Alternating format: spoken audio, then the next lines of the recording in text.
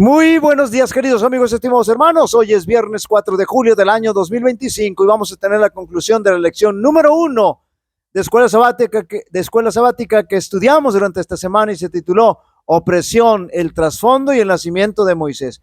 Los israelitas, gimiendo a causa de la servidumbre, clamaron y su clamor subió hasta Dios con motivo de su servidumbre. Dios oyó su gemido y se acordó de su pacto con Abraham, Isaac y Jacob, y miró Dios a los israelitas y reconoció su condición. Éxodo capítulo 2 versos 23 al 25. Hemos comenzado a estudiar el libro de Éxodo.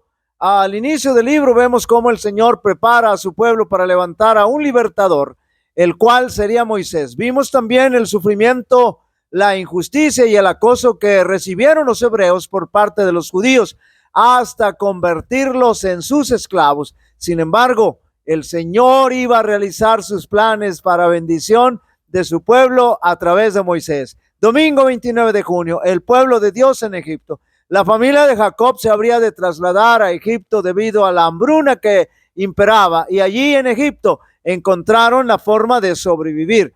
Fueron 70 los que entraron, pero pronto se multiplicarían hasta convertirse en un pueblo numeroso y poderoso.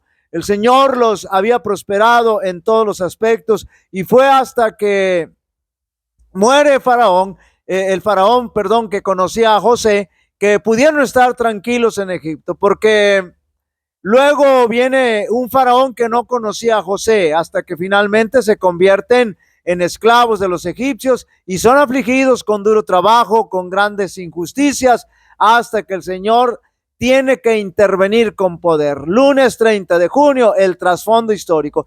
Aquí estudiamos la sucesión de faraones que gobernaron o reinaron desde el faraón que no conocía a José, y de aquí pasaron algunos otros hasta llegar al faraón del Éxodo, es decir, el faraón que gobernaba cuando el pueblo de Dios fue liberado. El problema comienza con Amenhotep I, porque él se sentía incómodo con el pueblo, porque los había superado en número, y comienza a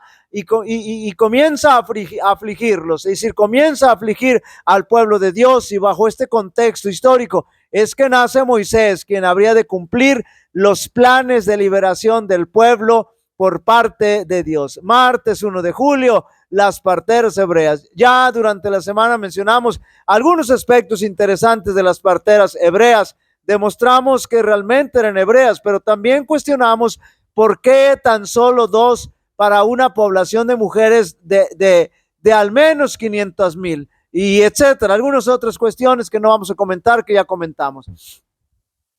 Aquí lo interesante es que al no progresar el plan de aflicción contra el pueblo hebreo y hacer que disminuyeran, ahora implementarían el plan de asesinar a los niños varones hebreos que nacieran por medio de las parteras hebreas.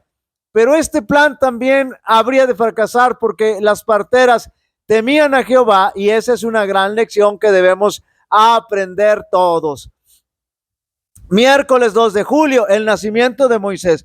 Ya mencionamos que bajo este contexto histórico nace Moisés, en el peor momento para que un bebé varón hebreo naciera. Pero el Señor ya tenía todo preparado para liberar a su pueblo. Los juicios de Dios se habrían de cumplir sobre los enemigos de su pueblo. El Señor es maravilloso porque ordena el mismo, note bien, porque por orden del mismo enemigo, es decir, la hija de Faraón, Moisés podría ser cuidado por su propia madre, y hasta le iba a pagar, y después ser protegido en el mismo palacio de Faraón. Así que el nacimiento de Moisés fue especial, así como el medio en que le tocó nacer. Jueves 3 de julio, los cambios de planes. Y aunque Moisés fue elegido por el Señor para librar a su pueblo, todo debía llevarse a cabo de acuerdo con los planes de Dios, no de acuerdo con los planes de Moisés. Cuando Moisés quiso aplicar su plan, fue un rotundo fracaso. Por esa razón, Moisés fue sometido a un proceso de aprendizaje en el desierto.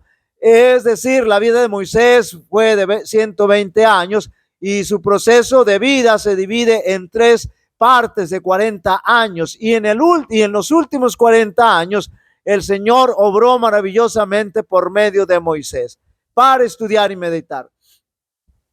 El texto bíblico dice que las parteras temieron a Dios, es decir, tuvieron temor del Señor, reverenciaron al Señor, admiraron al Señor y no hicieron como les mandó el rey de Egipto, sino que preservaron la vida de los niños.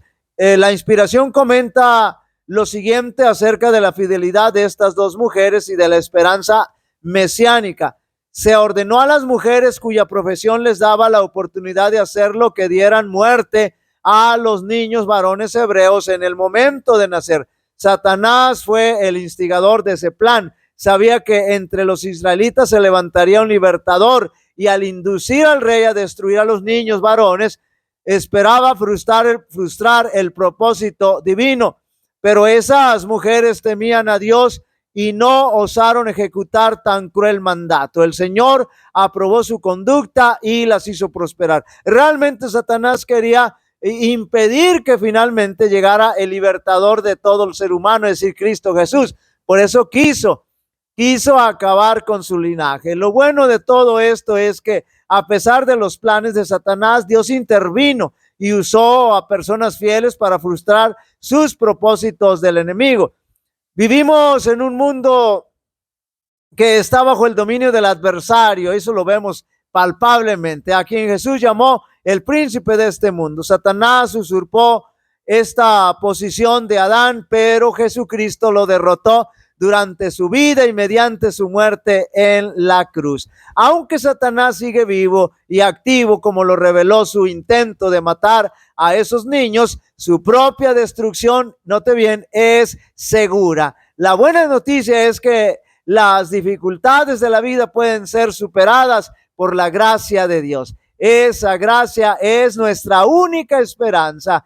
Queridos amigos y hermanos, el pueblo de Dios fue liberado de la opresión egipcia para ser llevados a una tierra maravillosa. De igual manera nosotros como seres pecadores fuimos liberados de nuestro Salvador para disfrutar de una patria maravillosa. Permitamos que los planes de Dios sean una realidad en nuestra vida. Jehová te bendiga y te guarde. Jehová haga resplandecer su rostro sobre ti y tenga de ti misericordia. Jehová alce sobre ti su rostro y te dé paz. Y pondrán mi nombre sobre los israelitas y yo los bendeciré. Dios bendiga a cada uno de vosotros.